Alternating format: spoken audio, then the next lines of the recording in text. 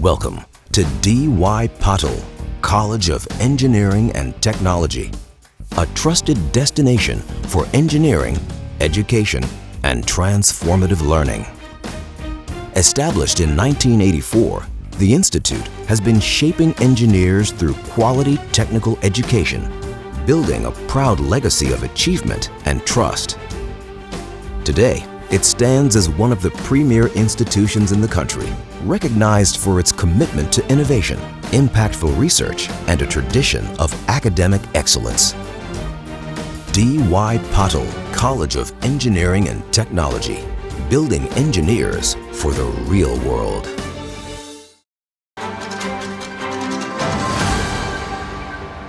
भारतातील सर्वात प्राचीन आणि फार मोठा इतिहास असलेल्या जैन धर्माच्या अनुषंगाने जैन धार्मिक सगळ्या परंपरांचं जतन व्हावं, जैन धर्मक्षेत्रांचं सुरक्षा व्हावी, जैन साधू संतांची सुरक्षा, प्राचीन धर्मग्रंथांची सुरक्षा आणि जैन समाजाच्या एकूण रचनेतल्या कमी उत्पन्न गटातील लोकांना शिक्षणासाठीच्या सुविधा, व्यापारासाठीच्या आर्थिक सुविधा, महिलांना व्यापार उद्योगासाठीचं अर्थसहाय्य अशा वेगवेगळ्या उद्देशानं राज्य सरकारनं जैन समाजासाठीचं स्वतंत्र विकास आर्थिक महामंडळ स्थापन केलेलं आहे.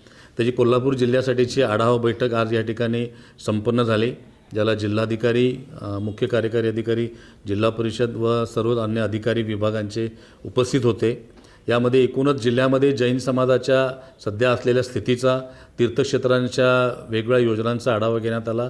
समाजासाठी काय गोष्टींची आवश्यकता आहे, विद्यार्थ्यांच्या शिक्षणासाठी कोणत्या गोष्टींची आवश्यकता आहे, या विविध विषयांचा आढावा घेऊन कोल्हापूर जिल्ह्यामध्ये जैन समाजाच्या विद्यार्थी-विद्यार्थिनींच्या शिक्षणासाठी, विशेषतः उच्च शिक्षणासाठी स्वतंत्र वसतिगृह महामंडळामार्फत उभारायचा निर्णय घेण्यात आलेला आहे.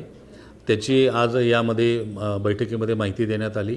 त्याबरोबरच खिद्रापूरमध्ये प्राचीन जैन मंदिर आहे. कोल्हापूर जिल्ह्यातल्या सर्व जैन मंदिरांचा एकत्रित आढावा घेऊन बाहुबली, कुंभोजगिरी या तीर्थक्षेत्रांचा एकत्रित मास्टर प्लॅन करून विकास करायचा आणि या जी काही छोटी प्राचीन मंदिरं आहेत, नांदणीमध्ये एक फार मोठा जुना मठ आहे, अशा सगळ्या तीर्थक्षेत्रांचा आध्यात्मिक पर्यटनाच्या दृष्टिकोनातून विकास करण्यासाठीचा मास्टर प्लॅन बनवण्याचा निर्णयसुद्धा आजच्या बैठकीत घेण्यात आलेला आहे. आणि ज्या मंदिर तीर्थक्षेत्राने अद्याप तीर्थक्षेत्राचा दर्जा घेतला नाही, त्याने तीर्थक्षेत्राचा दर्जा घ्यावा, असंही आजच्या बैठकीमध्ये सर्वांना, समाजातील प्रमुख आलेल्या सर्व ट्रस्टींना त्याच्या सूचना देण्यात आलेल्या आहेत. याबरोबरच शिक्षण संस्थांच्या विकासासाठी राज्य सरकारच्या व केंद्र सरकारच्या ज्या योजना आहेत, त्यामध्ये पायाभूत सुविधा विकास योजनामध्ये जैन समाजाचे एकही अर्ज आलेला नाही, तर यावर्षी विशेष अभियान चालवून जैन समाजातर्फे संचलित शिक्षण संस्थांचे अर्ज मागून घेण्याचा निर्णय आजच्या आढावा बैठकीत घेण्यात आलेला आहे. त्याबरोबरच प्रधानमंत्री जनविकास योजना आणि नागरी आणि ग्रामीण क्षेत्रातील अल्पसंख्याक बहुल क्षेत्रातील समाजाच्या सार्वजनिक सुविधांच्या योजनांसाठीचे प्रस्ताव या पुढच्या आर्थिक वर्षामध्ये, चालू आर्थिक वर्षामध्ये दाखल करून घेण्याचा निर्णयसुद्धा आजच्या बैठकीत घेण्यात आला.